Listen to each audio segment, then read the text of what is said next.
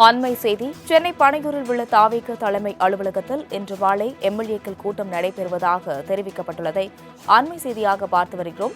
இதுகுறித்த கூடுதல் விவரங்களுடன் செய்தியாளர் ராஜேஷ் இணைப்பில் உள்ளார். ராஜேஷ் வணக்கம். இன்று மாலை தாவேக எம்எல்ஏக்கள் கூட்டம் நடைபெறவுள்ளது. இந்த கூட்டம் குறித்த கூடுதல் விவரங்களை வழங்கலாம். தனலட்சுமி வணக்கம்.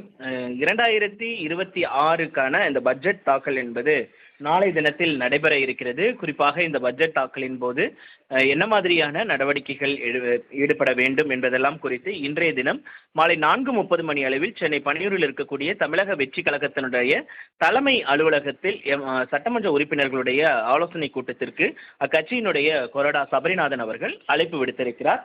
குறிப்பாக சட்டப்பேரவையில் எவ்வாறு நடந்து கொள்ள வேண்டும், இந்த கூட்டத்தொடர் முழுவதுமாக எப்படி நடந்து கொள்ள வேண்டும் என்பதெல்லாம் குறித்ததான ஆலோசனை வழங்கப்படும் என்று எதிர்பார்க்கப்படுகிறது. குறிப்பாக தமிழக வெற்றி கழகம் தாக்கல் செய்யக்கூடிய முதல் பட்ஜெட் என்பதால் மிகுந்த எதிர்பார்ப்பு என்பது நிலவுகிறது. என்னென்ன திட்டங்களை செயல்படுத்த போகிறார்கள் என்பதெல்லாம் குறித்ததான மிகப்பெரிய ஒரு எதிர்பார்ப்பு எழுந்திருக்கிறது.